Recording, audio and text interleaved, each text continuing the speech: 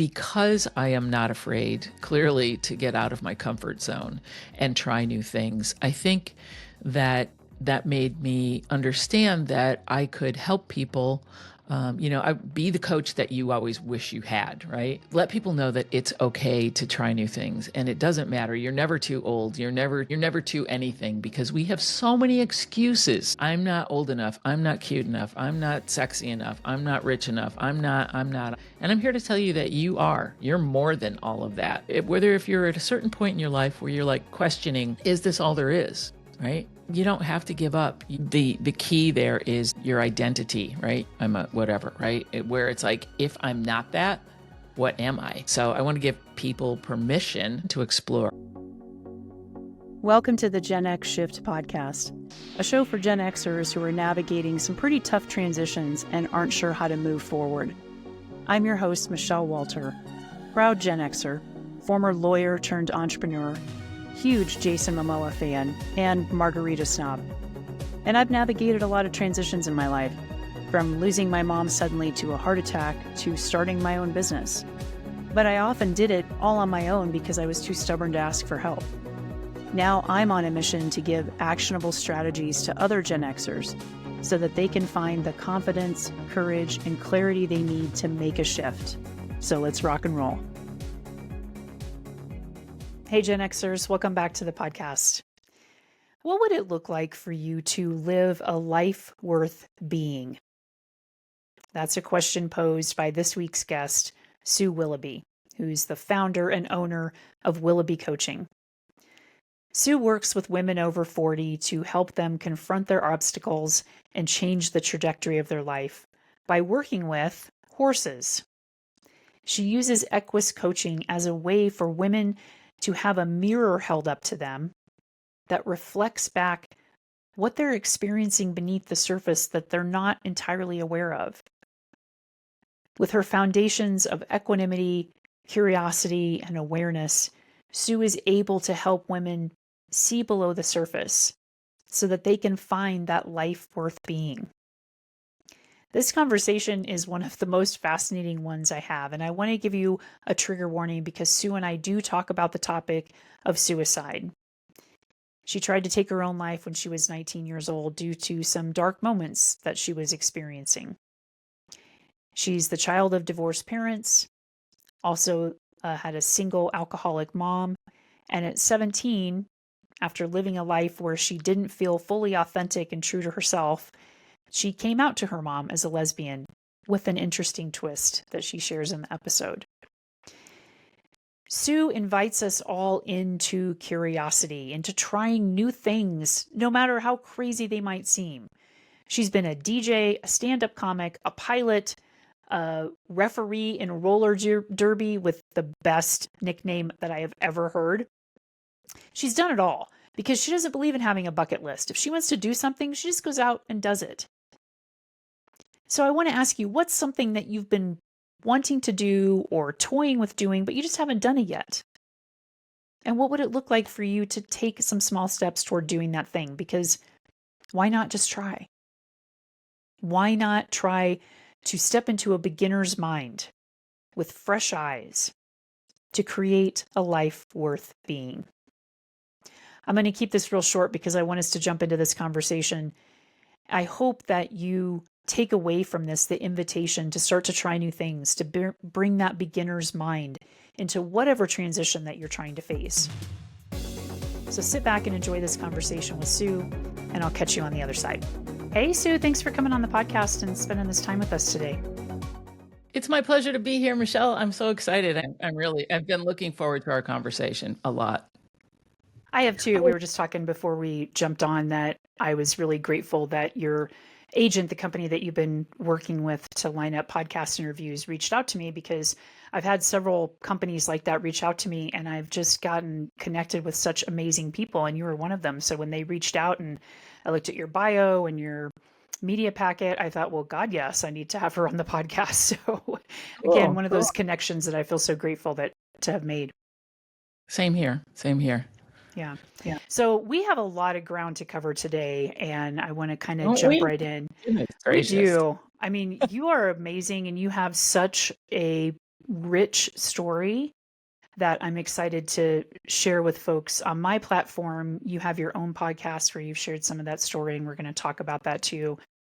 But I want to jump right in because so much of what you have to share comes out of your childhood and what you experienced growing up. And so I want to ask you to just rewind the tape a little bit for us and kind of set us up for what your trajectory has been like by sharing a little bit about your childhood and your parents and what you experienced growing up back then. Back then, back in the day, let me hop into the Wayback Machine with Mr. Peabody and Sherman. And there's a good boomer reference for you right there. Uh, I spent a lot of time watching cartoons when I was a kid, for reals.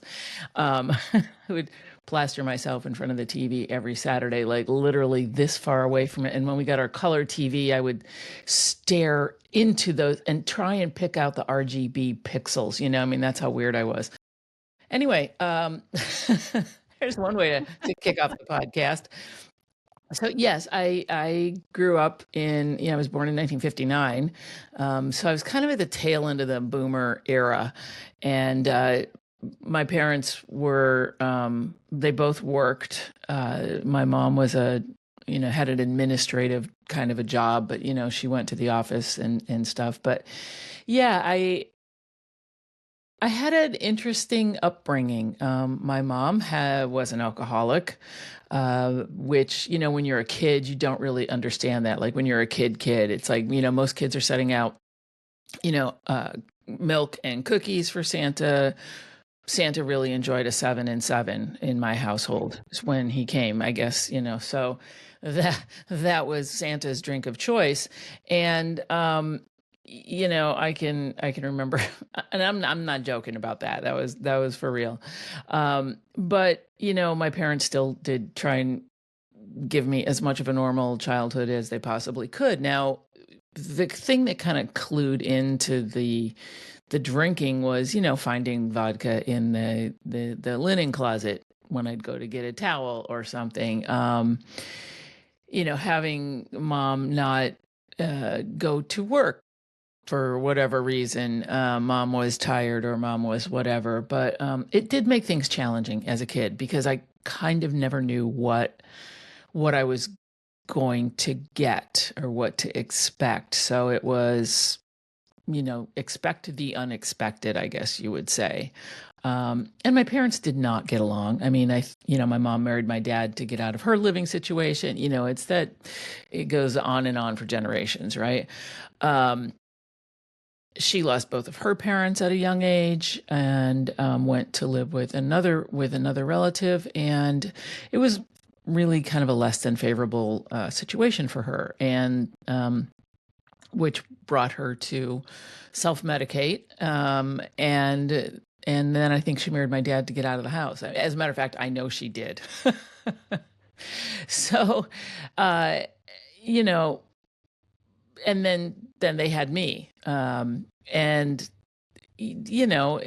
but it wasn't the idyllic childhood but it was fine. I mean, fine meaning that we did a lot of things as a family. When my parents were together, we went camping, we went boating, but even those memories have weird things, because my mom was focused on on drinking, and so forth. So there was always some tension. There was always some anxiety. There was always, discomfort, I guess, in a lot of my childhood memories, even though they were relatively good ones, by most standards. So that's kind of the root of my, the beginning of my trajectory, I guess you could say. Yeah, and I want to pause there for just a second Yeah. because you talked about the tension, the anxiety, expect the unexpected. And that's something that I've noticed for myself, for other people that I work with, that when we grow up in environments that don't feel safe, where we're constantly having to scan the environment for what might happen next, that creates issues for us down the road. I mean, that's a lifelong anxiety that we learn to live with, and we learn to constantly monitor the situation to see what other people need over what we need. And so I think that's a pretty common experience among people of both of our generations, or anybody who grows up in an unstable home environment, is that as a kid, you learn to try and make the environment as safe as you can by tending to what other people need. Does that feel true for you? Yeah, absolutely. Yeah. Yeah, so you tend to be, yes, be that, like, oh, are you okay? Are you safe? Are you whatever? But like, am I? I don't know. I don't, like you said, I discount what I really need. And I've noticed that later on in my relationships where I might be attracted to broken people and try and fix them or, whatever. And then I prop them up and get them going and then they leave. And I'm like, oh, well, that was helpful, right? Yep. So happy to help. You're welcome. Yep. I have a whole Yeah. string of those too. Right. You're Yeah. welcome. Uh, yeah, so it was interesting for sure. Yeah. And then when my parents finally did split up, I mean, they did tell, I remember this moment where, they sat me down and they're like, we're getting a divorce. And I'm like, well, it's about damn time, right? I didn't say that, but that was my thought process at the time. And then I had the option to, who do you want to live with? And I'm like, let's see. Yeah, what's my choice? I didn't really want to live with my father because I didn't feel that close to him. He was not a very giving person. He was not very open. He was clearly not very emotionally evolved.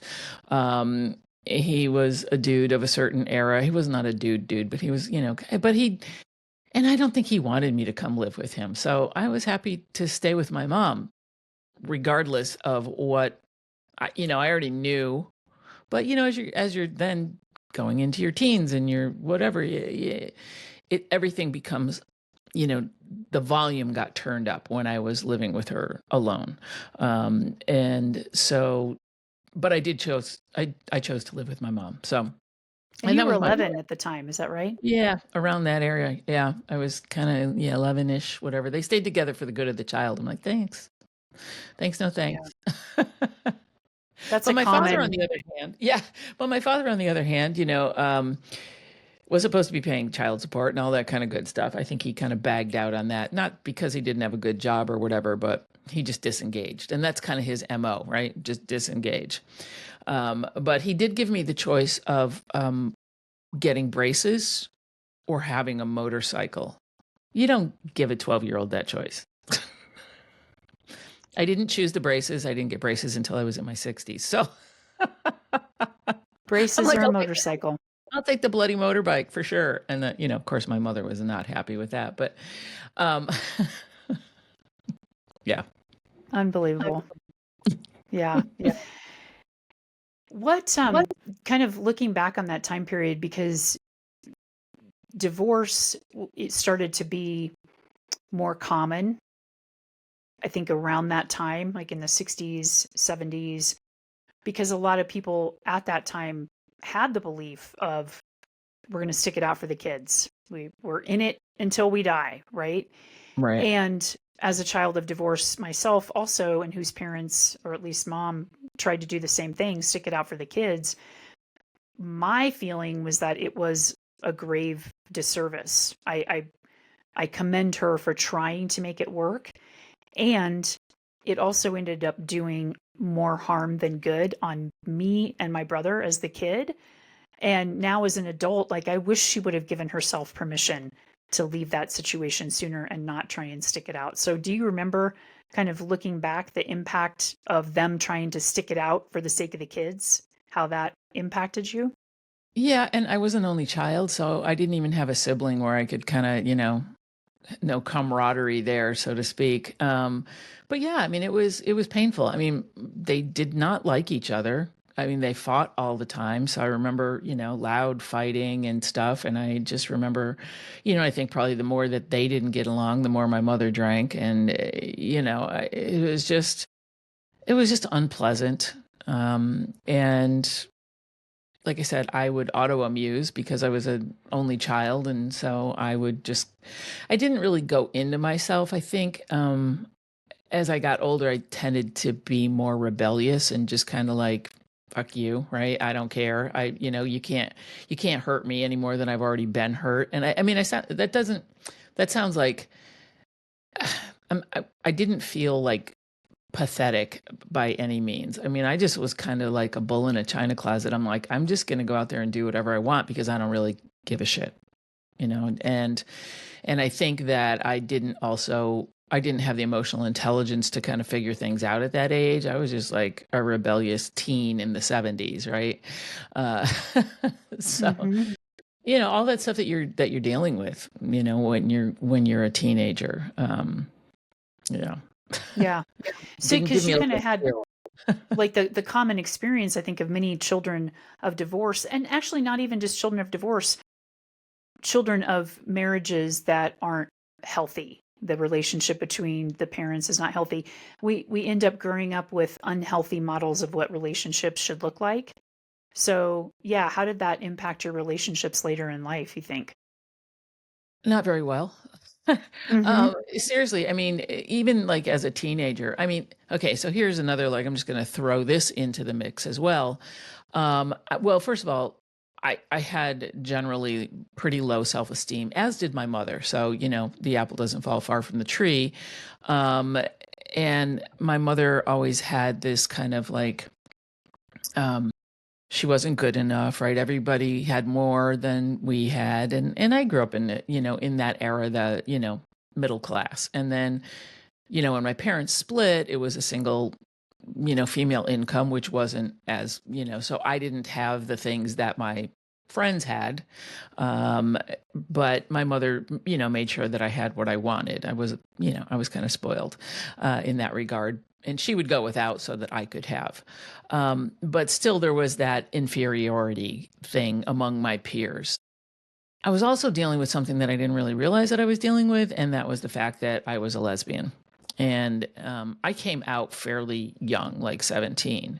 But there's all these, questions about like, why do I have a crush on my third grade teacher? And, so there was that kind of stuff that I was dealing with, as well as all the beautiful things that you encounter in puberty, right? Mm-hmm.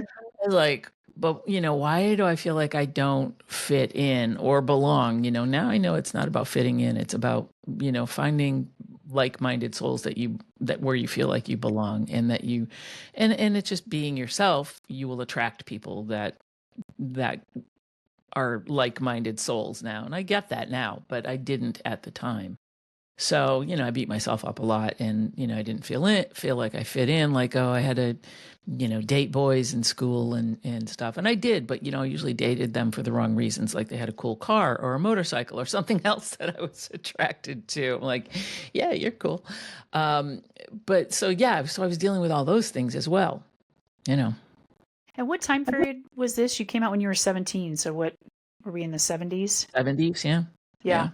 Yeah. Yeah. So Mid to late 70s. still wasn't something that was talked about a lot back then. Mm-mm. There were not discussions like we're having nowadays. And so not Oh, only yeah. are you growing up in an environment with a mom and dad when you were younger that left you like feeling a little unstable, but then your mom who's struggling as a single mom after the divorce and an alcoholic, there's that instability. It's sort of no wonder that you were disconnected from what was going on inside you. And honestly, the fact that you came out when you were 17, I really commend, because that's a pretty early age. I mean, you could have gone on for decades before Mhm. you had that realization. So what was it that finally prompted you to come out when you were 17?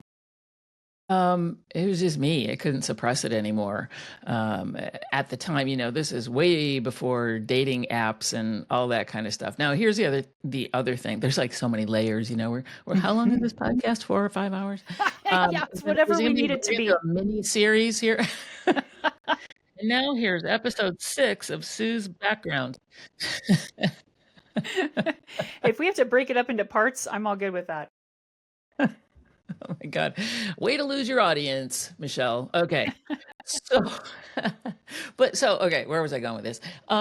Yeah, so there was the whole questioning my sexuality thing. There was the whole not fitting into normal society thing. There was the alcoholic thing. I was also, I'm like 5'10". Okay, well, I'm shrinking so as I get older, but I was always a big kid. So I was bigger than the boys in my, so, but I always was looked older than my actual age, and I hung out with people that were older than me. So when I was 13, I had friends that were 18, so we'd go out to bars and, I mean, that was also very healthy. So I also got into the alcohol, drinking at a very young age. And so that I thought was, a way to make me more popular as well. So there was the, being older than being, and I grew up around adults. Like I said, I was an only child. And so a lot of my friends were, adults, either older kids or older people, or the adults that my mom hung around with. So I had that whole grow up really quickly kind of thing and be the adult, right? The typical adult child of an alcoholic, right? Where you grow up or you don't, or you're stunted or whatever. So coming out at that age, was kind of interesting. It was kind of funny how I initially was like, how can I meet people like me? I didn't know. We didn't have dating apps back then. We didn't have all that stuff, but we had like a local newspaper that had like an alternative newspaper that had a classified section, how, women meeting women or whatever it was. I don't know. And so I put an ad like in the local paper, or I answered an ad or whatever. And I was like, that's kind of ballsy for a 17-year-old. Yeah, because you were still in high school. What were you, a junior or senior in high Yeah, I school? was in high school. Yeah. Yeah. The high school's another episode. Mm-hmm. But yeah, so I put an ad, and like you corresponded with people through like the mail, the snail mail, right? So you'd write someone a response to their ad, and then you'd get a response back. It was trippy. I did a little bit of that, and that, like I said, it was trippy. There was no immediate gratification in this arena, but it was. But how else, right? Hey, I was resourceful, so there's that. And long story long, I ended up meeting someone in school who just we started palling around, and there was an attraction there. And yeah, my first girlfriend, I was 17, she was literally 15, and she had already had a relationship. I'm like, wow, you're an overachiever. So that was kind of my entry into lesbian life, was with one of my schoolmates. And it was very intense. It was like full on fall in love for the first time kind of thing. So I came out to my mom, and she said, well, I have something to tell you. And I was kind of rolling my eyes because I already knew what it was. She's like, I'm also a lesbian. And I'm like, yeah, I know. I know. Because we would vacation with her, and this is air quotes for, the people that aren't seeing this visually. We would vacation with her best friend and her 3 kids all the time after my parents split up, right? And so I knew what was going on long before she was willing to tell me. So there's that layer. Did your mom have any intuition that you might be a lesbian too? Maybe, yeah, I'm sure. Probably she did. Probably she did. And so she came out to me, and and I think that was part of her, also part of her struggle, her lifelong struggle. I mean, she was born in 1932, right? So that was totally not something that you did back then, and you just got married and you had kids and you did whatever. So now that she wasn't married anymore, she could embrace, but she still was closeted. I mean, that still was a stigma for her because of the generation, right? So What was anyway, that like coming out together? Was weird. it a relief, or was it like, you're stealing my thunder, Mom? I'm trying to Kind like, of what was that like? disrelief, right? Disrelief. Yeah, disrelief. I like that. It was, for most people that had a hard time coming out, and their parents kicked them out of the house or whatever, when it was, that just didn't accept them, it was great. So from that aspect, I had a very easy time of it. The other side of the coin is weirdness, right? I started going to bars and stuff because, I was 18, 17, 18, right? And guess who's showing up at the bar? Not cool, Mom. Oh my I God, relate to not that because cool. my mom went to the bars with me. My mom took me out for my 21st birthday, and my mom ended up, as kind of a joke, kissing a guy who was in one of my college classes one night at the bar. So I totally relate to, Cougar. yeah, other people hitting on your mom. You're like, what is happening? Or my mom hitting on my friends. I'm like, no, big N to the O. Stop it. Go home, please. Oh, yay. Yeah. It That's was a whole challenging. that's a whole Shakespearean play right there too. Right. Exactly. Oh my gosh. Yeah. So there's that. For what it was worth. But Hmm. like I said, it did. I joke about it, but also my sense of humor has saved me more times than not. Um, but yeah, so that's what it was like coming out at 17 to my mom, Yeah. and having that mutual shared experience, I guess. And did you consider yourself, maybe not even at the time, but looking back or shortly thereafter, did you feel that you were an alcoholic as well? Or was it more No, just an unhealthy relationship with alcohol? I didn't think it was unhealthy at the time. I was Okay. a partier. That was it. That was Yeah. my, Yeah. Yep. I'm like, Yep. yeah, I'm in it to win it, whatever that means. And I worked in bars. I hung out in bars. I mean, that was my kind of it was my social outlet. And, it wasn't until later that, I realized, I think, I started questioning it probably in my 30s, but I was still a partier first and foremost. And it was just something that I did. It was the 80s and I worked in bars. So we would drink and we would do a lot of Coke and we would do, all that, and feel like shit the next day or the next several days or whatever. It was more of a way of life. And I surrounded myself with that atmosphere, until it, got to a point where I was like, it no longer serves me. But it took me a long time to get to that point. Yeah. So, Yeah. Do you feel like it was not only part of just life back then, and I think there's a lot of people who don't remember the 80s because that was like what life was right, back in the 80s. Do you right. feel like it was also a coping mechanism?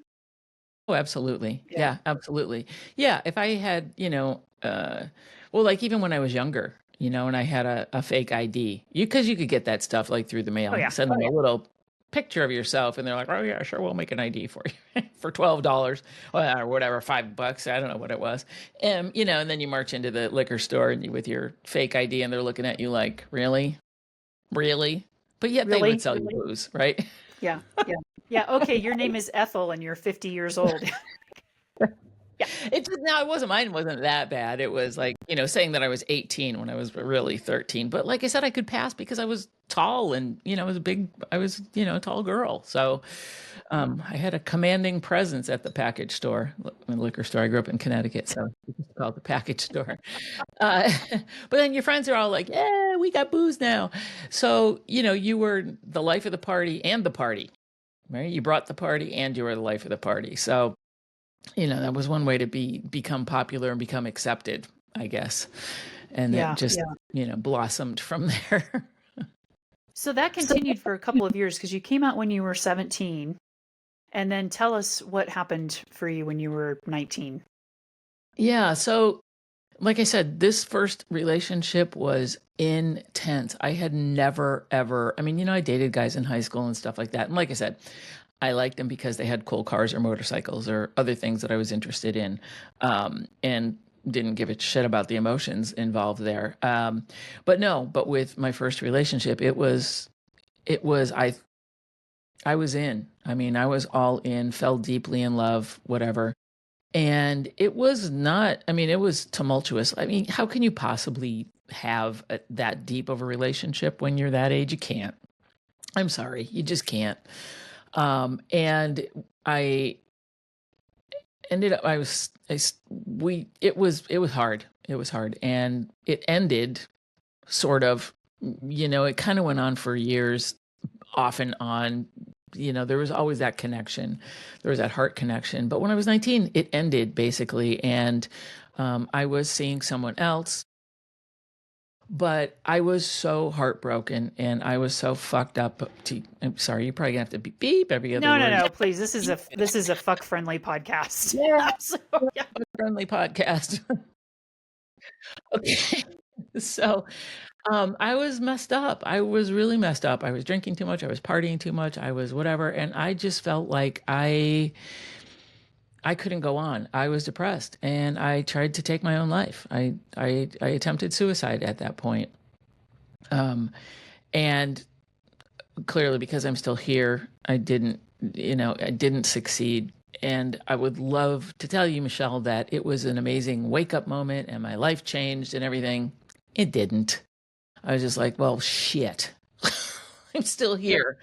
And I kind of just stayed on that same, not entirely self-destructive trajectory. I mean, I was still finding my way in the world, and I was not a great person in terms of I didn't have a lot of self-respect, I think, and I also therefore did not have a lot of respect for people that I was involved with, and I cheated on people. I was just charging forward in my own awkward, self-destructive way, I think. But yeah, it was a really dark time for sure. Do you recall leading up to that moment, was there a period where you were having progressively more suicidal ideation, or was it more of an in the moment It action? was more of an in the moment kind of thing. I don't recall having, thinking about it or talking about it or anything else. It was more just like, this is, ugh, like I can't anymore, right? Like I can't even. This is. I was so just devastated by the relationship and my life, and I just didn't feel like it was. Yeah, so no, there was, to the best of my twisted little knowledge, I don't have. It was not premeditated, I guess. Mm-hmm. Yeah. And who or what saved your life? It just didn't work. I mean, the method that I decided was going to be, I don't slip my wrist or do anything else. I'll be honest. I I had seen on a movie about like you could inject air into your veins and it would stop your heart, right? Oh, that's contrived. Okay, so that's what I tried to do. I think is like probably the most ridiculous thing. It may have worked had I don't know. I don't know, but that was my chosen method. So, and then I was like, well, shit, that didn't work. Like all I did was manage to like really bruise up my arm a lot and, be crazy about it. And then I went to the store and I was like, okay, well then I'm going to take sleeping pills. I like bought a bunch of, whatever sleeping pills were over the counter. And then I just got sick and nauseous. And I was like, okay, what the hell's going on here? So yeah, it was not I'm happy now that that it was botched. But that was, I was just in a really, really dark place. And I've been in dark places after that too, not to that degree. So. Right. Yeah, the topic of suicide is one that personally I believe that we don't talk about enough in this country, because there's a fear that if we talk about it, that's going to encourage people to try it, which is not the case. And I think we're afraid to talk about it because a lot of times people don't have the words or the capacity to sit with somebody who's in that darkness. And so it's something I feel very passionate about doing something with down the road, because I really want to encourage people to understand what is going through the mind and heart of somebody who entertains the idea of taking their own life and then that acts on that idea, and that how we have the conversations or don't have the conversations, I think, is really doing a disservice to people who are really suffering. Because what I hear in that moment, like, you had been suffering for years, right? This wasn't, it just sort of built and built and built up to this very tumultuous relationship that really had an impact on you. And in that moment, when someone is thinking about taking their own life, and correct me if this wasn't your experience, it's not that we want to die, it's that we don't know how to live with this pain anymore. Do you Yeah. remember if that felt true? Yeah, that rings true. Absolutely. Yeah. Absolutely. Yeah. And so the oh shit when you're still alive, like not that moment of gratitude, like whoa, it didn't work. It's shit. It's Yeah, it's like, not the oh shit, I'm still here. It's the oh shit, now I have to figure out how to deal with this crap that I right. didn't want to have to deal with, and that's just so heavy. So, is there anything in that moment when you were deciding to take your own life that you think anybody could have said to you to change your mind? That's a good question, Michelle. I honestly, I don't think so, because I think in order for that to happen, I think people would have needed to know that I was struggling, and I never let on that I was struggling. I just, pushed ahead, and I was kind of a tough guy, right? I was just like, I'm a badass, and that was kind of my MO. Nobody really knew that I was having a hard time. So I don't know that. I think, if there was more awareness around depression and stuff back in the day, or if it was easier to talk about. I mean, we're, now into what, the early 80s, late 70s, early 80s. And yeah, it was not common, and nobody talked about it. You just kind of, toughened up and kept moving forward, or not. And so I don't think that yeah, if I had an avenue, an outlet, then yeah, I probably wouldn't have been depressed. I probably would have been able to talk about my family situation and all that stuff, so that I would have been better adjusted to deal with life in general. But that was not the case. Yeah, and the reason I was curious about that is, and granted, we could do a whole podcast episode, and I hope to in the future, on suicide and suicidal ideation, because what I have learned is that suicide is not always preventable. And there's a psychiatrist here in Denver that I actually want to talk to about that and have her on the podcast. And I think we have this notion, especially those of us who are fixers and who are compelled to always want to make people feel better. We think that we're going to be able to talk somebody out of taking their own life. And that's not always the case. And we have a lot of messaging nowadays, which I think is good messaging, of check in with your friends, see how everybody's doing, blah, blah, blah. And the important thing to remember, though, even though we're now 30, how long ago were the 70s, 30 years ago, 40, like decades ago now, even though we're down the road a little bit more, we're still a society of stigmatizing those kinds of thoughts. And we think that we have to just tough it up. Like, we don't want to let people in. We don't want people to see that we're depressed, that we're having those kinds of thoughts. And so even with all the messaging of check in on your friends, see how they're doing, people aren't always going to tell you how bad it is. I know I don't always tell people. I have a lot of experience with suicidal ideation myself. I don't tell a lot of people about it. Well, I just told everybody about it now, I guess. But I was just saying, in that moment when I'm really depressed and really contemplating what it would be like to take my own life, if somebody were to call me up and say, how you doing today? I don't know that I would tell them. I'd probably just put on a happy face and say, I'm doing okay today. So I think the important takeaway is for folks to know that just asking somebody how they're doing and having them say that I'm okay isn't the end of the story. People are going to hide what's going on for them. And so I really appreciate you walking us through that experience, and what was happening for you, because it doesn't sound like if somebody, had checked in on you, that you were really going to kind of fess up and say, here's what's going on for me, that you were still going to try and hide it and tough it out. Yes. And it's about peeling back those layers, right? It wasn't just one thing. This was years of buildup, and people have to look inward when you're asked those questions for real, if you want to provide a real answer to those questions. How are you? It's like, well, how long do you have? You're right. It's not just one thing, and it's not just I'm fine or I'm not fine or I'm dealing with this. If there's things that people haven't dealt with ever in their life, then you can't answer that question honestly. I mean, or at all, because you don't know how to. You're like, well, if I answer this question honestly, I'm going to have to reveal what is really going on in my life and what has been going on in my life. And to be honest with, like you said, I think, you hit the nail on the head when you said, was it so much that you wanted to kill yourself or that you just didn't know how to deal with being here? And it was more, I didn't know how to deal with being alive. And I think some people do actually want to not be here, and they will, make sure that they're not, right? So yeah. I think that there's different degrees of that level of suicidal ideation, right? Where, and like I said, I just didn't know how to live.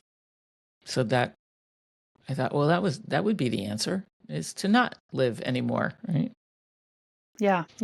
Yeah. I think that's a really good summary of what somebody is experiencing when they're in that place. Is there something that, looking back now, the older Sue would like to say to the younger Sue who was in that place when she was 19? Well, I got lots of advice for my younger self. There's so many things that I could just say, like, it's okay to be yourself, and the struggles that your mother was going through are not your struggles.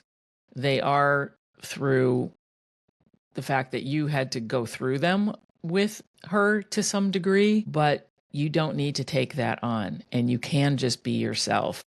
And people are going to love you if you are yourself, and learn how to exist in the world in a way that you feel comfortable with and proud of.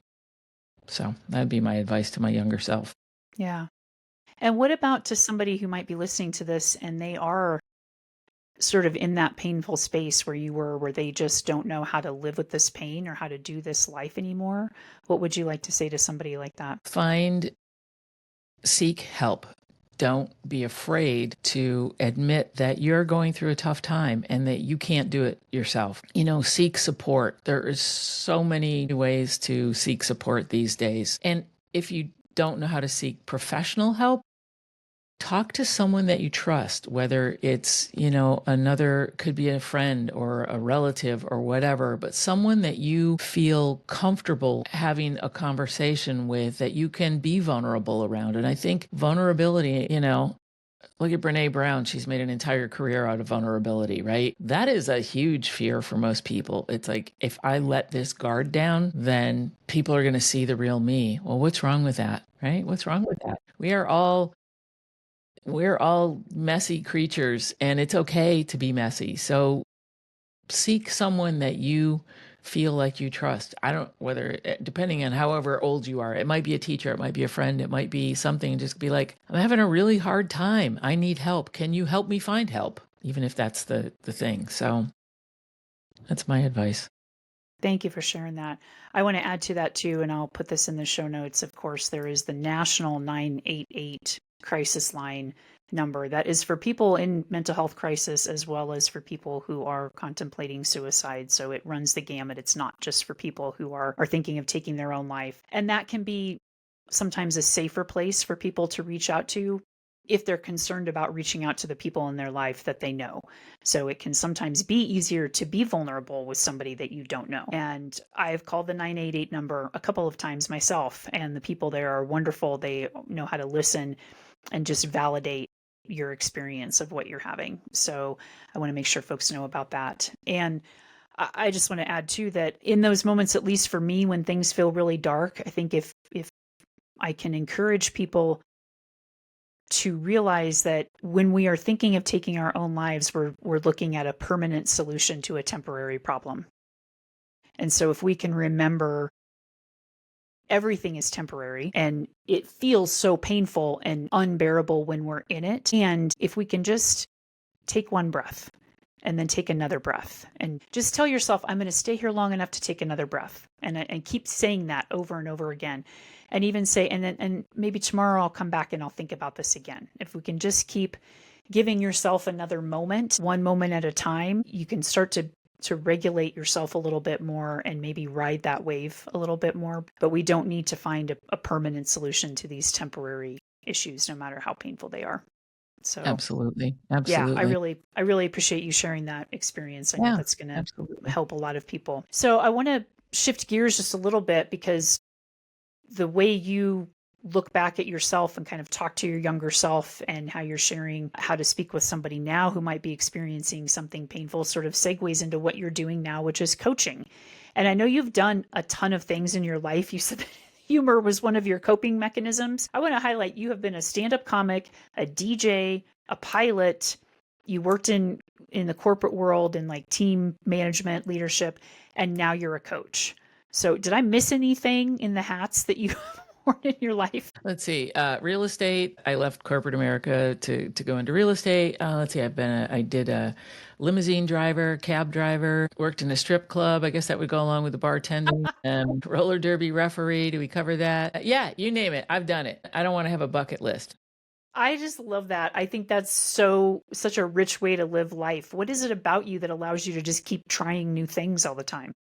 Well, I think, Michelle, we can go back to that place of discomfort, right? Where my comfort zone was discomfort growing up. So I figured, what's the worst thing that could happen if I jump out of an airplane, right? Honestly. But I think a lot of it is just curiosity, maybe a little mixed in with a little, side of ADHD. I don't know. I was never diagnosed with that. But a lot of it was just kind of bull in a china closet, a lot of cliches here, spaghetti against the wall. I just want to experience things. And maybe it was because I did grow up so quickly. I feel like I kind of skipped a lot in my childhood, even though I had a lot of good childhood experiences and memories. But as an adult, I'm like, I just want to do this thing, and or things will come into my awareness or my consciousness and be like, yeah, that sounds cool. Let's do that. Right. Let's learn to fly. Oh yeah. A friend of mine plays roller derby. Let's do that. Right. Confession, I did grow up in the 70s watching the Bay City Bombers, Roller watching derby roller was derby. huge. It's Oh kind of yeah. making a comeback. Absolutely, absolutely. But those were I love those tough girls on the bank track, spinning around the railings and getting elbowed and ending up on their butts and all that kind of They're good stuff. total badass. I was. But here's the thing. When I went to roller derby later in life, in my 50s, right? Was I 50? Yeah, I think so. I went in as a referee, not as a skater. So Wise I was choice. trying to be a little reserved, right? I'm like, I don't want to get my ass kicked, but I do want to be part of the action. But I still, I learned, I had roller skates when I was a kid, those metal ones that, they get stuck in a rock and you just do a face plant. And I did roller skate when I was a teenager. We would go to the roller rink because, we'd sneak into the roller rink with Boone's Farm, which is Oh God. horrible. Oh God. Wow. Just How many times did flashbacks. you throw up pink, right? Strawberry Many, Hill. many flashbacks. It was like $2.99 a bottle or something insanely cheap. And we would buy it by the caseload and put Oh, it in sure. my best friend's trunk, and that would be Yeah. like for the night we'd be set. God, that's so nasty. Yeah. I know Happy to some go. people who still drink that stuff as Really? adults, as Is it even grown-ass still adults. available? Yeah. I think it's evolved now to the stuff that you can get at Trader Joe's, $3 chuck, right? That's kind of what it was back in those days, but it was like $1 chuck up. So anyway, back to this show.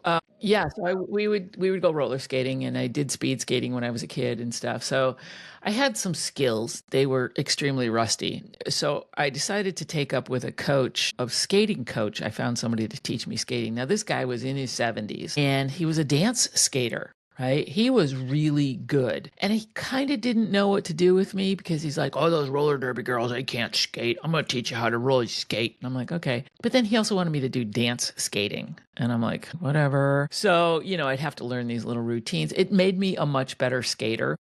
Not that I needed these skills to be in roller derby, but I did it anyway for the experience because that's how I roll. And he was really funny.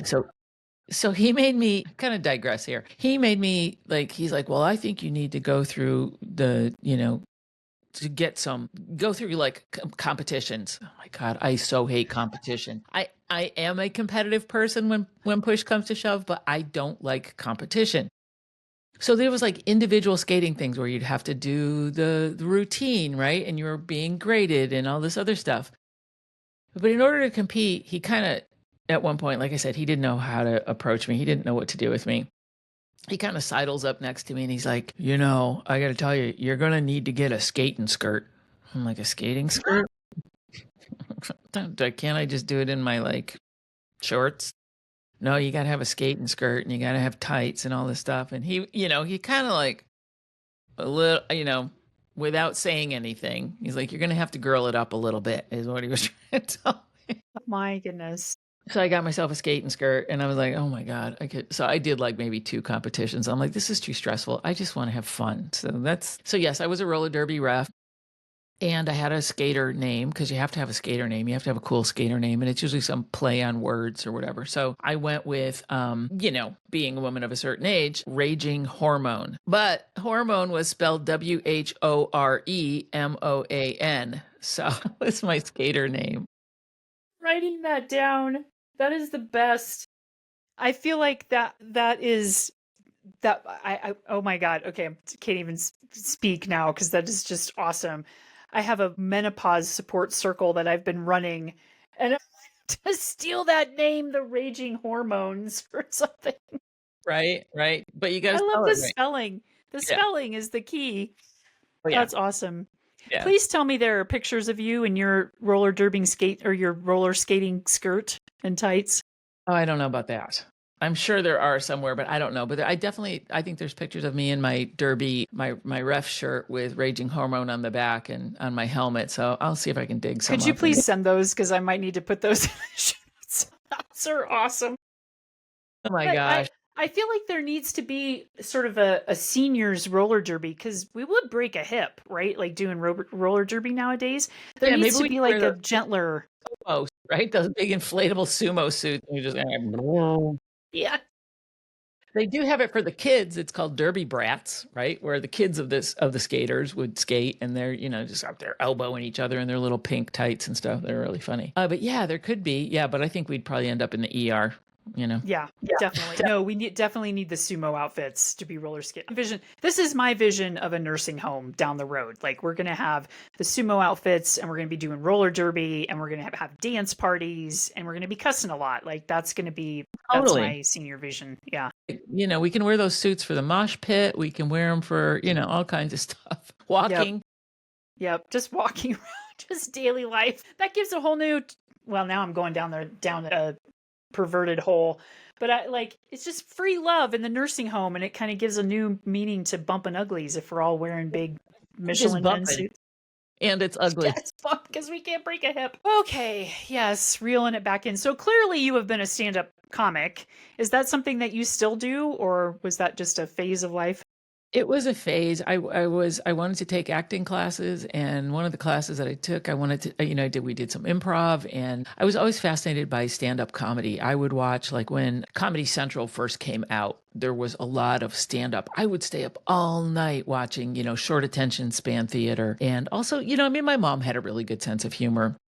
So I got that from her, and I could always find the joke in it. Now, when I was younger and more bitter, I was really sharply sarcastic and kind of mean. So yeah, I had to find a happy medium for that snarkiness that I had, but I'm pretty quick-witted, and I have to like bite my tongue sometimes because somebody will say something and I'm like ready to come back with a quirk, not in a mean way, but just like not appropriate, just quiet. So it was fun, and I did some stand-up comedy, and I would go to open mic nights, and that is horrifying. And that's, I was like, I can't get beyond this, and it's not something I want to do as a career, but it was fun, and it got that, I had that experience. My mom came out to visit at one point, and the stand-up class that I was taking, we had a theater performance. And of course, my mom was there for that. She had to be there for that.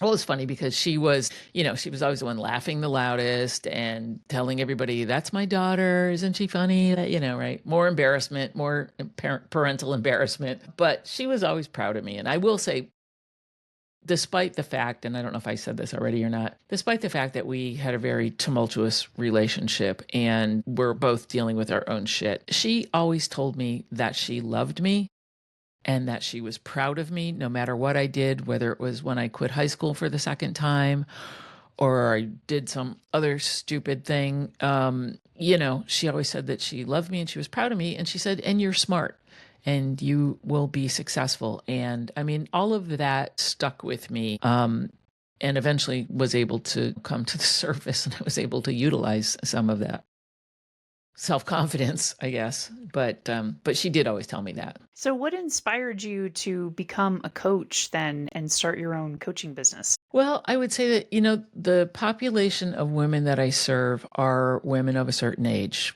I say over 40, but it tends to be women, in either in their late 40s or 50 plus. And because I am not afraid, clearly, to get out of my comfort zone and try new things, I think that made me understand that I could help people.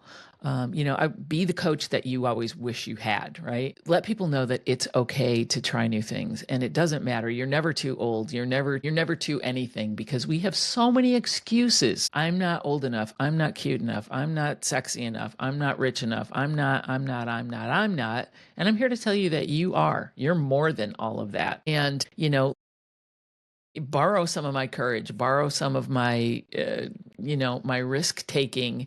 I'm not saying you have to jump out of an airplane. I'm not saying that you have to do roller derby, but if you want to, knock yourself out, right? Do understand that you have, whether if you're at a certain point in your life where you're like questioning, is this all there is, right?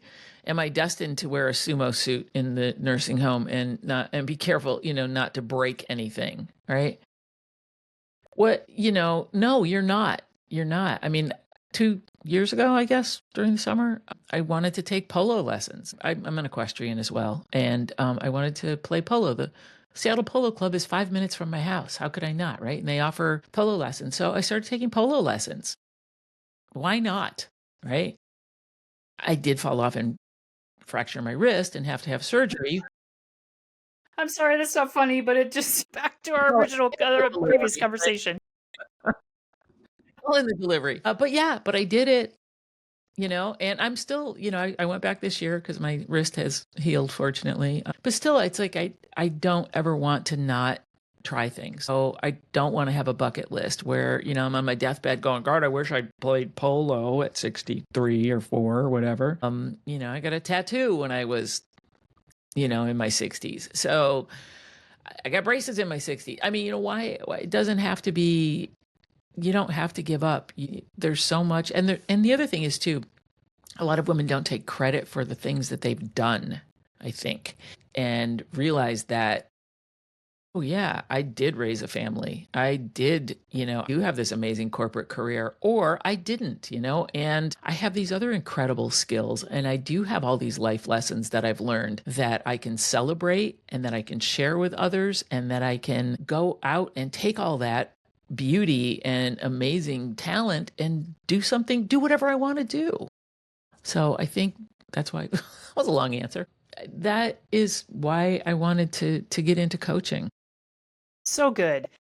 And you hit on something really key there that I want to recapture, which is that, and I see this too with a lot of women and men too, that we get in the mindset that, well, just for example, I've been a lawyer my whole life. I don't know what else to do. Or I've been in real estate or the corporate world my whole life. Or I've been a mom my whole life or a dad my whole life. I don't know what else to do. And I was certainly in that mindset a few years ago. Like, I was trained to do nothing else but be a lawyer. And when you stop and you look at your entire life experience, as well as all of the skills that you gain in whatever chapter of your life that you're in right now, those add up to so much more than just what you're doing right now. And so when we can look at that and realize that our lifelong skills that we have learned can really point us in a direction to do something else with our lives, and that it's never too late. So I love that you said that. How old were you when you became a coach? Well, I feel like I've always, and I just wanted to go back to what you were just saying about the key there is that your identity, right? Your identity was you, Michelle, my identity is I'm an attorney, I'm a lawyer, I'm a whatever, right? Where it's like, if I'm not that, what am I? Right. And and I think I'm a mom. If I'm not a mom, what am I doing? My kids are gone. Who am I? What am I? So I want to give people permission, which a lot of people don't do, is give themselves permission to explore. Right. And I think it because of so many things, the layers are deep about being vulnerable or whatever. I have always kind of been, maybe just because I'm very outgoing, even though I'm like an introvert. I know that's crazy, but I am kind of an introvert. And I'll put a pin in this, just remind me to talk about human design for a second, because I love that. So I've always been in a leadership role, even when I spent many years working in retail and stuff. So I always kind of wanted to be in charge. I hear that. A little bit of a control freak too, I think.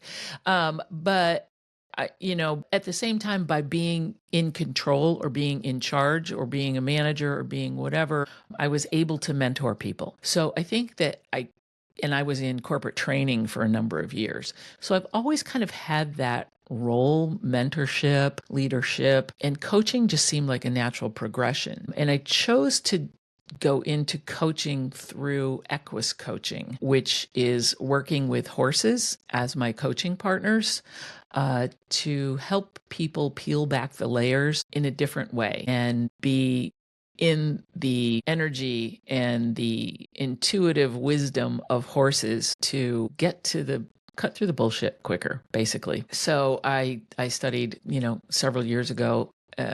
I saw the beauty in horses. We're kind of shifting gears a little bit, but this is the back way, that horses are very good in the healing process. They can help you heal mentally, physically, whatever else. They just have this innate ability to connect with humans. So I saw all that support by volunteering for therapeutic riding programs and so forth. And I wanted to be able to bring that to people without riding in a way that was healing and have them help me. Now, I coach with or without horses, so I don't need them to coach, but a lot of my healing journey was brought on through my connection with horses, even when I didn't realize it. So that's kind of when I started getting my coaching certifications, probably about 5 years ago, and moving forward with that. So once again, I hope you don't ever expect a short answer from me.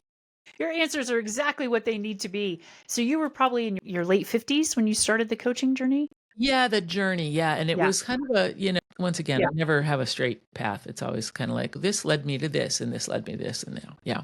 Well, and the reason I wanted to ask that and point that out is because it comes back to your point of we're never too old. So for people listening out there who are thinking, I've been in this career for decades, I can't leave now, I have to write it out till retirement or whatever it might be, it's never too late. And you always have an opportunity to rethink the path that you want. And coming back to your identity reflection, we're never just one identity. And we need to learn to recognize when maybe that identity doesn't serve us anymore and why we're clinging to it and what we could do to sort of let some of that go and shift into maybe a more empowering identity for ourselves. So I love that you shared all that. I want to I've spent a little bit of time with horses. I know the beauty and the power of horses. I know people who have done therapeutic healing with horses. Give us some more insight into the benefits of working with horses and the power that horses have. Kind of demystify that a little bit for us. I wish I could demystify it. It is very mystifying. It's magical. Yeah. Horses are, a lot of people will say they may have had a bad experience with a horse or whatever. Horses can be very intimidating. I mean, my horse is 16 hands and he's 1,200 pounds. I mean, his name is Moose, if that's any indication. But the fact that he's 1,200 pounds does not erase the fact that he's a prey animal. Horses are prey animals. When they're in the wild, they're somebody's dinner, and that is their evolution. So every cell in their being is about survival. And that's why they are, and I'm talking about even our domestic horses, right? I like my horse wearing his little blanket and he's cold and I got to take care of him and he gets fed twice a day and, whatever it is, right? The thing is that they're still innate, being is about survival. And that's why they'll freak out when they see a plastic bag, right? So they're like, oh my God, is that going to kill me? So they're really good at teaching us about being in the moment and developing a heightened sense of awareness because they're always vigilant. And when they're in their herd, and they're very much herd animals, so they're prey animals and they're herd animals, they're always communicating with each other. And you can watch their behavior like their ears work independently. So they may tilt an ear in one direction to pick up on something that they're hearing over there while they're still having an ear on something else. Because their eyes are more on the side of their head. They have almost 360-degree vision. They have two blind spots, one right in front of their face and one right behind their butt. So be careful when you're walking behind them. And they will turn to see, and the other funny thing is because their eyes are on the side of their head with those two blind spots, you can be on the right side. And then if you quickly change and go over to their left side, they may be like, who the hell are you? Right? Because it's like two sides of their brain. So they're funny. But the thing that's cool about them is that they can sense, because they have, they're nonverbal communicators and they're constantly communicating with the other members of their herd, right? They are sensing what the other beings in their herd, and I say beings because if I'm in the arena with a horse, I'm the herd member. Because I can talk, and I can talk until I'm blue in the face. And the horse is like, whatever. Yep, okay. Because they're not listening to us. They don't interpret the words that we're saying, but they are interpreting what they're sensing from us. And I don't mean the facade that we are presenting to them. I'm talking about our breath, our heart rate, our everything about what's going on inside our bodies from a very physical sense. They are taking that information in and they're determining it, because guess what? We're predators. Our eyes are in the front of our head, right? And we're staring at things. It's intimidating. So when you're approaching a horse, you want to have a soft gaze. You may look down. You may, not stare right at them, but they're trying to read you. And they're not trying, they are automatically reading what they're getting from you. So if you are coming in with more of a confident air, meanwhile, you're shrinking inside and you're terrified and you're whatever, the horse is like, whoa, they don't understand. I mean, they're like, I'm getting mixed messages here, so I'm just going to keep my distance because this doesn't feel right to me. So we can learn a lot about what our nonverbal communication is. And it's very interesting because when someone if they're in with the horse and the horse is kind of keeping their distance, once the person can ground themselves and come back into their body, and I will put them through some grounding exercises, and that facade sort of melts away, the horse is like, okay, now you're being real. Now I can come over and we can have an interaction. Because like I said, when you're in their space, you're part of the herd. So it's so powerful. And I think all animals, including my dog Winnie, have abilities that we as humans have to have a lot of humility for the fact that just because we can rationalize and verbally communicate does not mean we are higher up or better than them. I think animals have so many abilities, sensory abilities, ways of communicating, ways of seeing that we humans can't even know or comprehend. And I think it just shows how limited we are actually as human beings and what we can communicate, because animals do read I interpret what you're saying is like they're reading our energy. They're reading our nervous systems, because our nervous systems, animals' nervous systems are just little homing beacons constantly putting out signals and receiving signals, right? And so, yeah, if you're around a horse or a dog for that matter, and you're trying to act big and tough or act like you're okay, they're going to call bullshit on that in a heartbeat. And I think Winnie, my dog Winnie, she is just the most sensitive creature in the world, and she has been such a mirror for me in my energy. And so I know when she's acting anxious and there's nobody else around, nothing else going on, I'm like, that's a good invitation for me to check in with what's going on with me. Am I anxious? Am I depressed? Am I mad? Because she's feeding off of something in me. So it's just so powerful. Exactly the term. Yes, absolutely. Horses will do the same thing. They will mirror exactly what they're getting from you. So if you're, trying to push them around or whatever, because you're just like, hey, I'm in a hurry. I want to get this lesson over with, or I want to, do whatever. And you're pushing them around and they're just like, no, Nope, they will push right back. So they will give you back what you're, if it's fear, if it's whatever. They don't care. That's the other thing is they're non-judgmental. Same thing with your dog, right?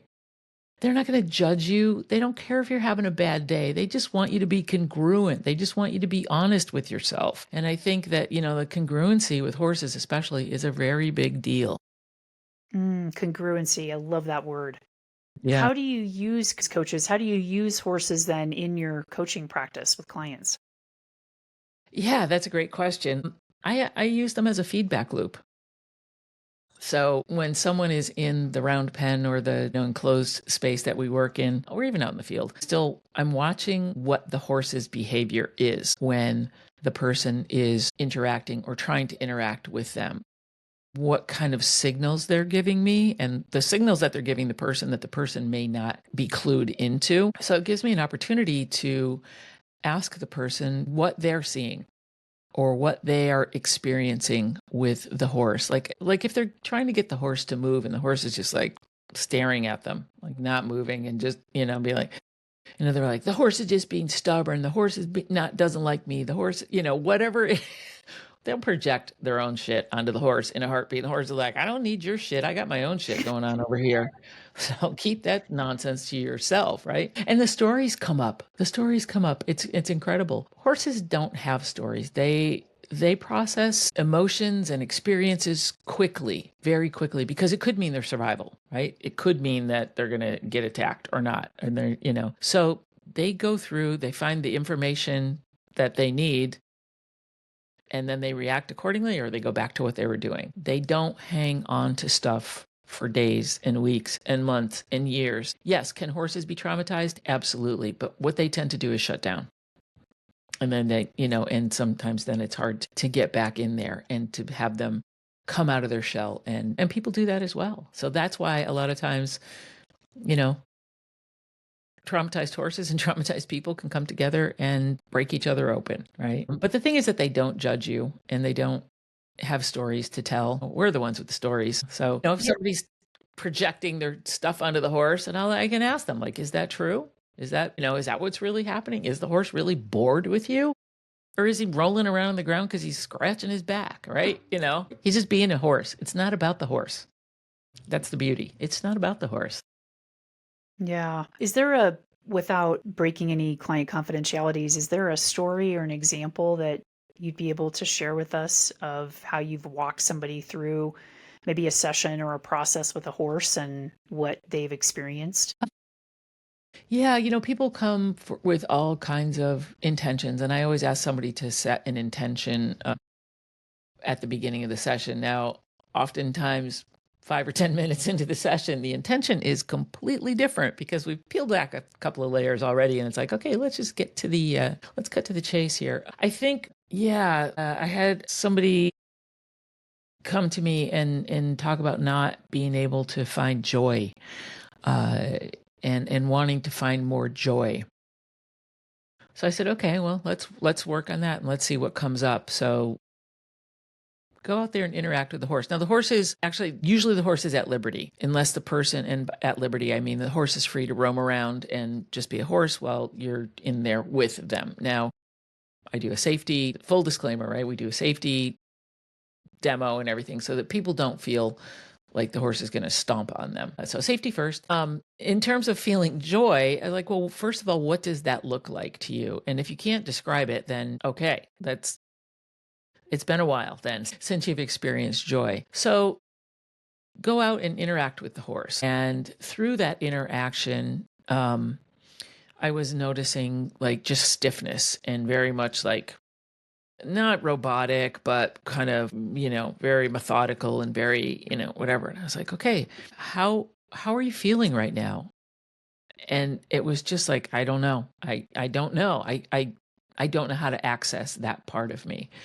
I said, well, what does joy look like? So asking those types of questions, like what does fun look like? What if you were having fun, what would it feel like? How would you express yourself if you were joyful or whatever? So keep going back out and I'm looking at the horse and I'm looking at the person and I'm assessing what's happening and just And then it was just like, oh, I don't know. I can't do this. Well, what have you tried? Well, I tried this, this, this. And how did that feel? I don't know. I didn't. So it was just kind of like, just keep trying new things. What else could you do? Finally, towards the end of the session, the person was skipping around the arena, laughing, and I said, "How do you feel now?" And they said, "That feels great." Is that what joy what does joy look like? That I just felt free. I felt I felt like I could access a part of me that hasn't been accessed for a really long time, right? What was your process in that? So then it's kind of like, well, how can you take that feeling? When I say feeling, I don't just mean words like I feel happy, I feel, whatever.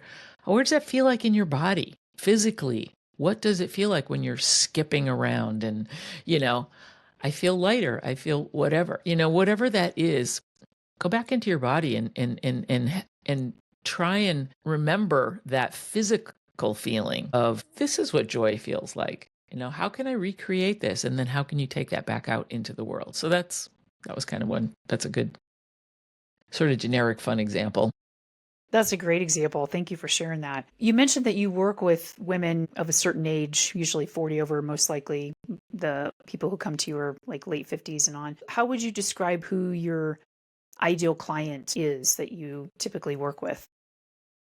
Yeah, I would say that my ideal client is someone who we have been describing pretty much during a lot of the podcast, right? Who has had an identity that either no longer exists or that they'd like to get out of, and try new things in their life and figure out what it is that they can do. Like I consider myself like a second half coach, right? Where, the team comes off the field, they're feeling kind of like let down. They're not really winning the game anymore. And they're like, we don't know what to do. And I'm kind of you know, if you've ever watched, well, actually it was Welcome to Wrexham. It's about a soccer team and the coach is usually a little cussing in during halftime and like, get back out there and do that. It's my job as the second half coach or guide or advisor or whatever you want to call me to say, okay, where have we been? What have we done? Where do you want to do? Where do you want to, and it's a process. It's not going to happen overnight, but letting people give themselves permission to take that tiny little turtle step to, okay, I just want to like do some research about taking a class about something, right? That's a step.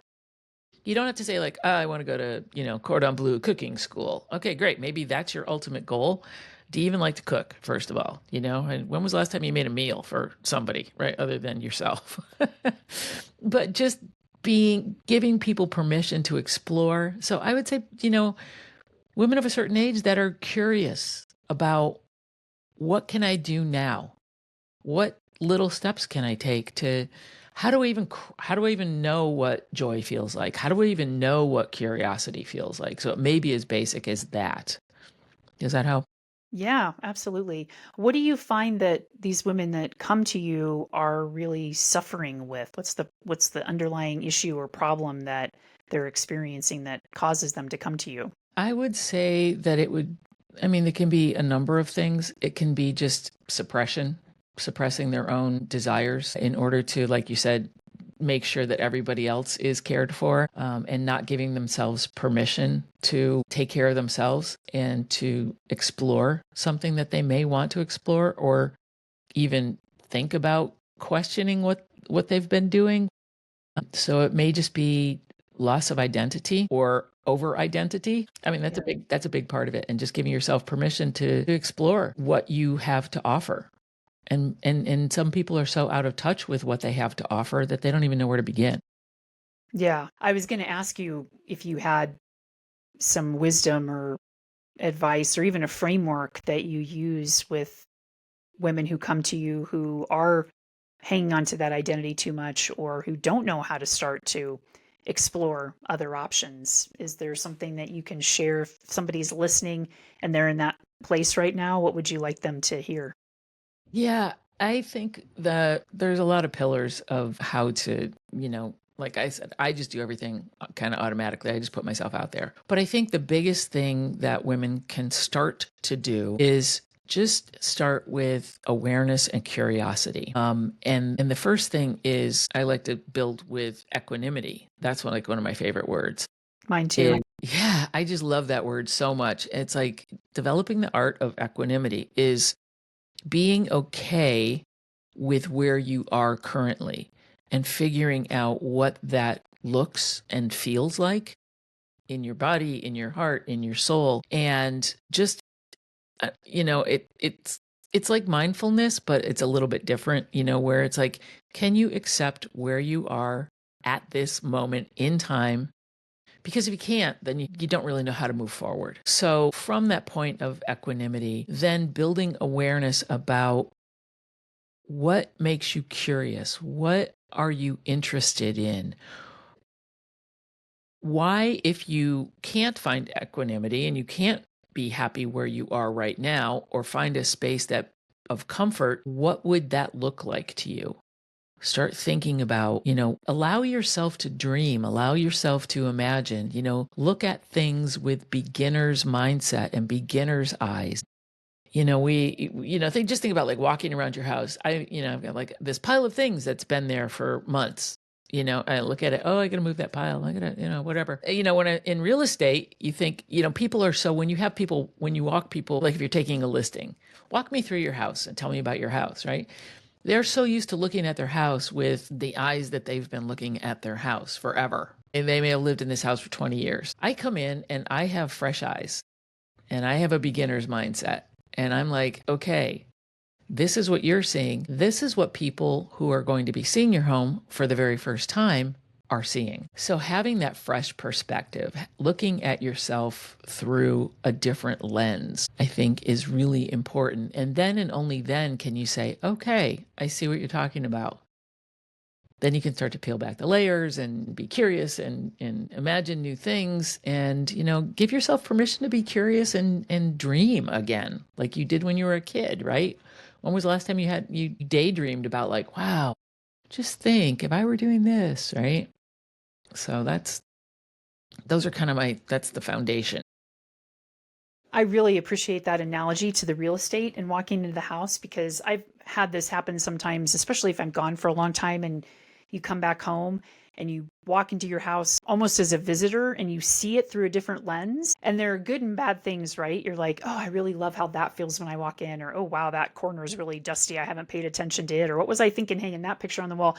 I just think that's such a great analogy for people to use to look at their life through that beginner's mind and fresh eyes.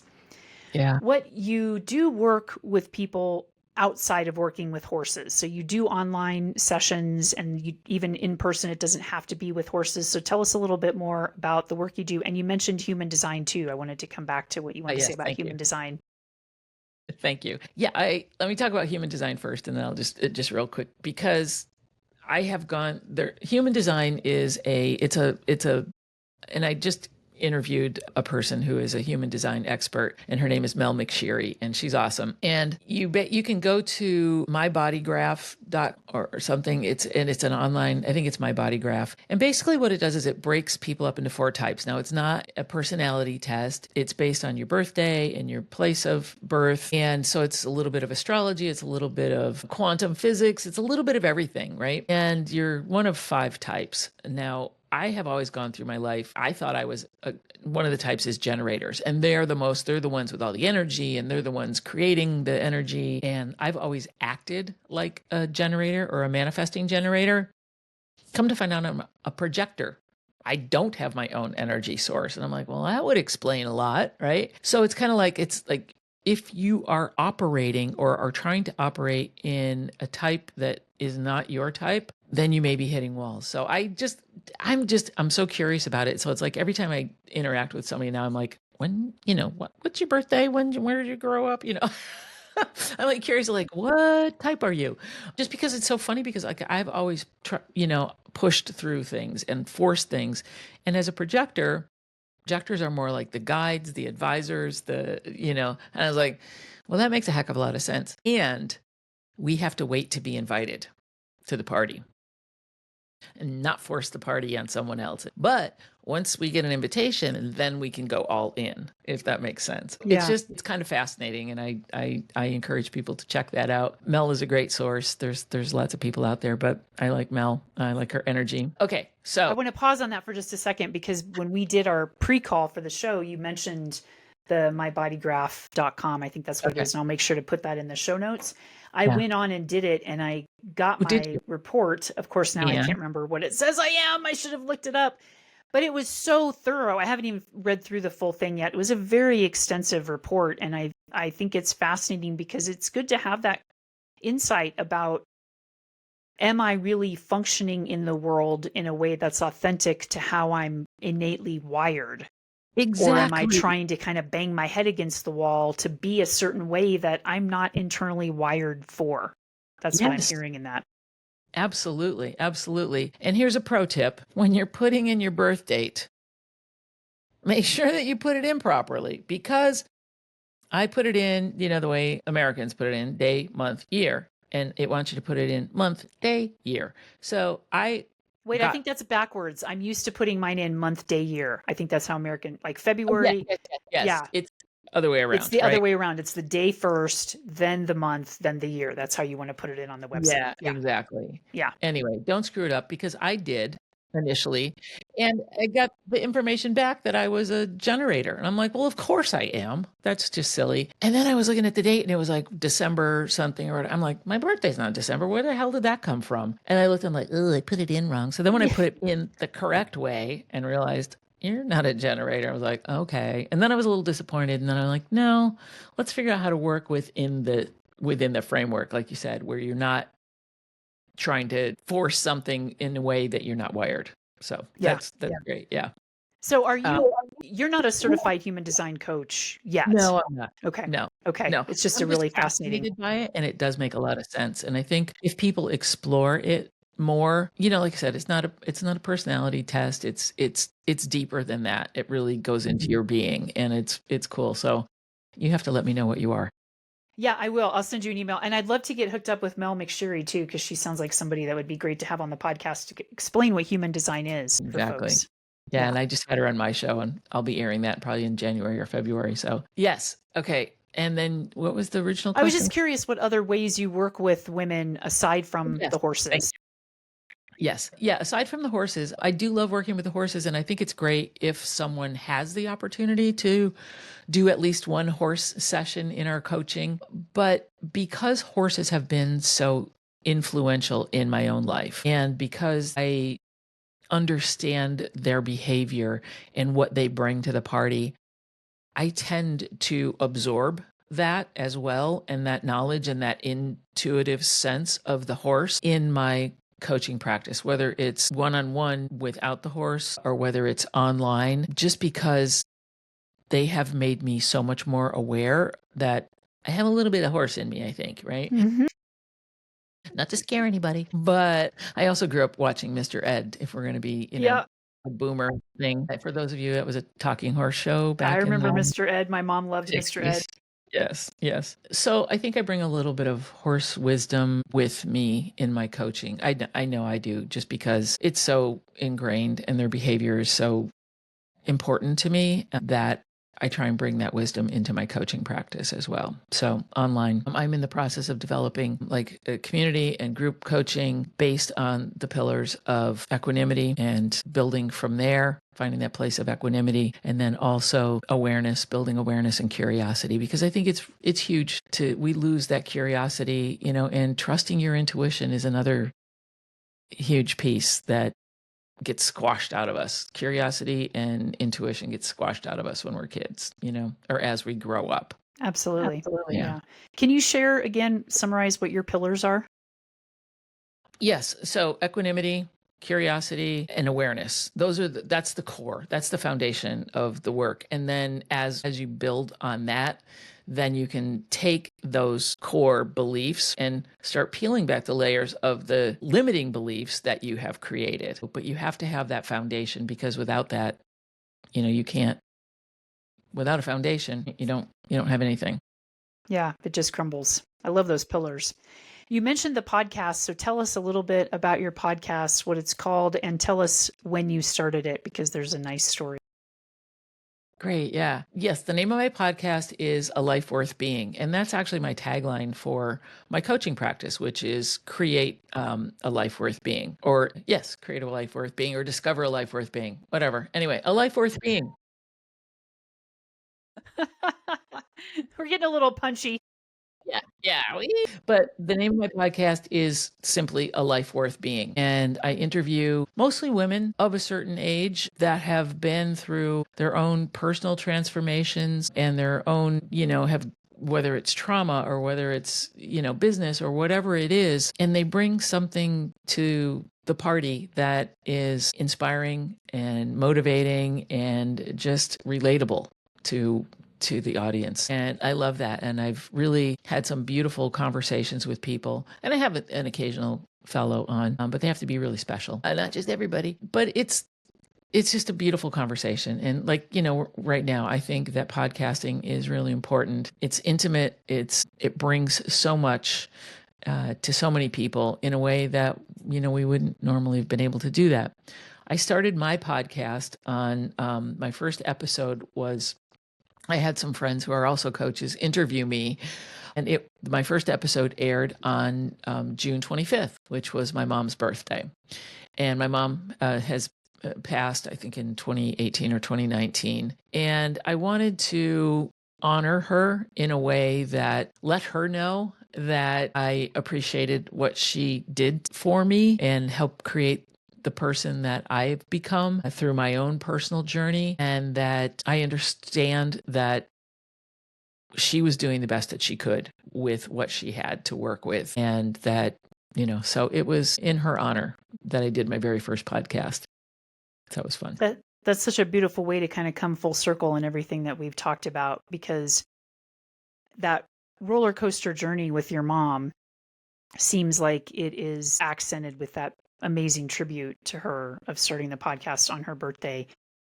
What is it that you think is the biggest insight or piece of knowledge that you had for yourself that allowed you to change your relationship to your mom for your own benefit? Because I imagine there's a lot of people out there who we have maybe less than ideal relationships with our parents, whether they're still alive or they've passed on. And so there's so much healing to be done yet. And so what do you think it was for you that has really allowed you to heal through that relationship with your mom? Yeah, that's a great question. And, quite honestly, I wish that I could have healed the relationship before she passed. And I will be honest and say that I didn't. There was just too much on both of our sides to, it was strained. And she got to a point of where she, the typical thing that happened, she was living on her own, sort of, with the support of her friends and whatever else. Ended up in the ER, ended up then in rehab, and then in a nursing home. And I remember going to Atlanta, closing out her apartment, moving all her stuff and all of that. And I remember walking out of the nursing home and knew that that was the last time I was going to see her. And that was in February, in 2018 or 2019. I can't remember the exact year. But when I walked out the door, I sat in the car and cried. And I knew that that was the last time I was going to see her. And then that April, she passed on April 30th. And like I said, I just knew. So, I had a lot of guilt around how I didn't feel like I was there for her towards the end and didn't really honor what she was going through as an 86-year-old person and didn't really have the patience. And I had to give myself permission to let go of that.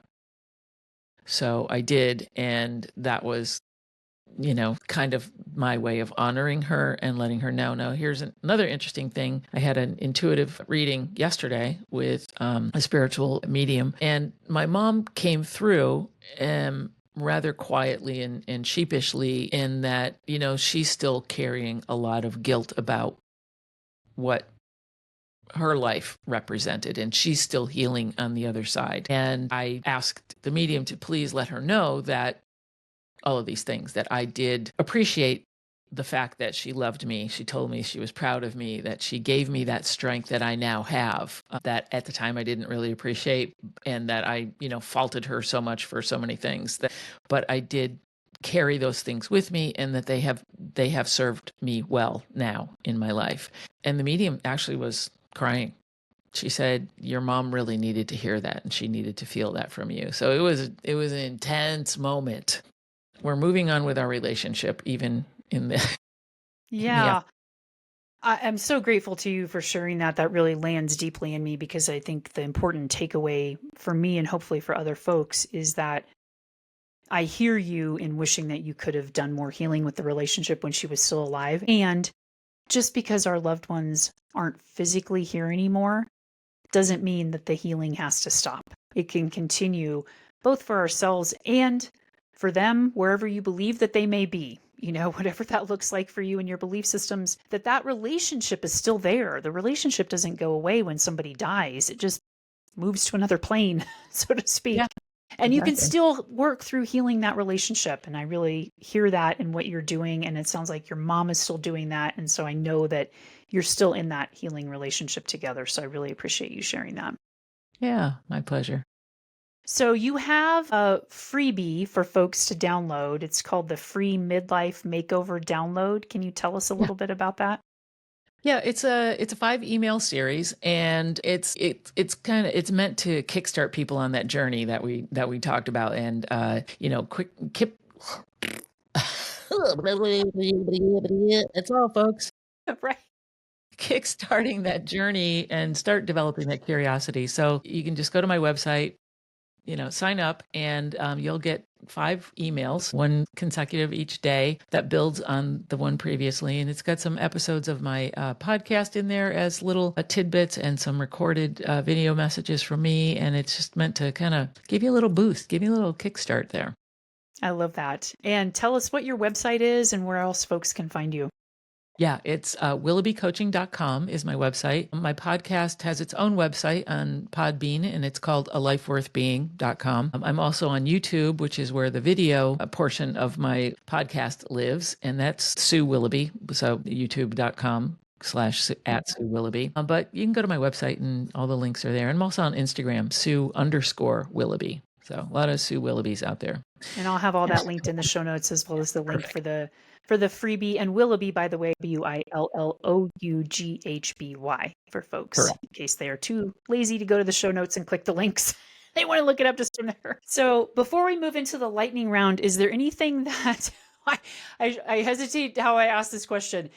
There is so much that we did not cover and that we could cover. And so I feel like I need to have you back. And is there anything else that you would like to say for now that I didn't ask, or that you wanted to share? We covered so much. Speaking of roller coasters, I feel like as a projector, I'm going to need to take a nap after this. Yes. No, it's been really fun, and I really do appreciate the long form of your podcast. And I just want to tell people to, give yourself permission to be yourself. It's not always easy. And, there's so many things about ourselves that we don't like, or that we can be judgmental about. And guess what? There's enough people out there that's going to do that for you. So and stay in your lane. Stay in your lane and just be curious and have fun. Great advice. So let's move into the lightning round. And again, it's edited slightly because you are of another generation. And so what's your fondest boomer childhood memory? I would, I don't know if it's like boomer necessary, because it's funny, because I was born in 1959, right? So I was kind of at the end of that kind of era. But I would have to say that one of my fond childhood memories was being put to bed early as a kid, because, in the summertime especially, and it's still daylight, and I was really not ready to go to bed. And I remember standing at my window, not being in bed, not going to sleep, and it's still daylight, and there's 2 horses in my backyard, drinking out of my kiddie pool. And of course, my kid imagination ran wild, and I figured that's why my parents sent me to bed early, because they got me horses. Guess what? I was wrong. But for that fleeting moment, I thought I had horses in my backyard that were all mine, and they had just escaped from the neighbor's pasture, and they were getting a drink out of my pool. So that was a sweet memory for me, even if it didn't turn out the way I had hoped. A sweet memory, and what a foreshadowing of your Right. future. I'm just going to leave that right there. That's pretty cool. What's your biggest piece of advice for other people going through transitions? Well, I think we've kind of been hitting on it, right? I would say that it would be, embrace change, embrace discomfort. Don't be afraid to try new things and have that beginner's mindset. Because when you try something new, you're now at an entry level position and it's okay to start over. Also, you're never too old to start over. Amen. What's your favorite boomer area? Good Lord. Yeah, we're getting punchy. Favorite boomer era word or phrase? It was funny because there were so many, and I was thinking, like, what were some of the things language that we used when I was, young adult, or I mean, kind of in the 60s, 70s. And the one that came to mind was keep on trucking. Because there was this cartoon where this guy was like, keep on trucking. And it was like the perspective from which this cartoon character was drawn was like the big foot was out front. And, and there was even a song, keep on trucking, I think, or yeah. Anyway. Smokey and the Bandit just came to mind as you said that. And I think what's the theme song to Smokey and the Bandit? Like eastbound down, rolling up and trucking. We're gonna do what they say can't be done. There's a reason I'm not a singer. What's your boomer era theme song for your life? Well, I don't know if it's a theme song, but maybe it's just a song that resonates with me and I can just hit it on replay and sing to the top of my lungs. And I actually saw this band in concert. I had like front row seats back in the mid 70s, and the group is Heart and the song is Barracuda. Yes. Barracuda. Yes. I think that fits with your roller derby personality. Or just how like charging through life, and oh yeah, I don't know, but I just love that song, and to have seen the Wilson sisters in their heyday, it was awesome. Yeah, that would be amazing. What a concert.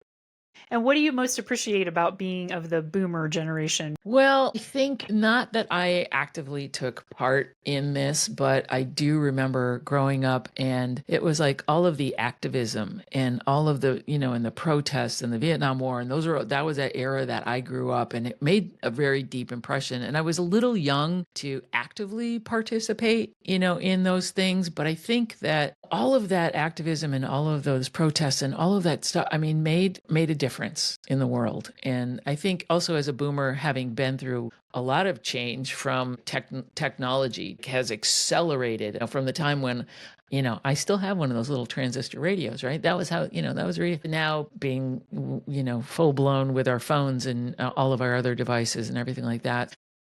I think that we need to kind of re-embrace that and challenge the norms and challenge what's happening now and get more active and if there's something that you don't believe in and that you want to change, you have the power to do that. So get out there. That's a perfect place to leave it. Yep. Love it. Thank you so much for your time today, Sue. I'm so grateful to now have you in my orbit, and I look forward to us having more conversations and maybe collaborating a little bit in the future. And I really appreciate you sharing everything that you did here today. I know people are going to get a lot out of it. Well, thank you. And I want to thank everyone for listening to what you're doing. I mean, this is really beautiful to have these long form conversations. And I hope that people are inspired by it, because I love what you're doing. And all the same, right back at you, Michelle. Thanks for tuning in to the conversation with Sue this week. If you want to share what you had as your biggest takeaway in this conversation, I'd love to hear from you. So send me an email at podcast@lifefromthesummit.com. If this conversation landed for you, please share it with somebody else. Just sharing with one other person can really help have a ripple effect in this world. And remember to like, comment, and review the podcast wherever you're listening. It helps bump it up in the algorithms so that this can get out to more Gen Xers who are facing transitions in their life. Thanks again for coming on this journey. I can't wait to see you next time. And in the meantime, stay gold, Gen Xers.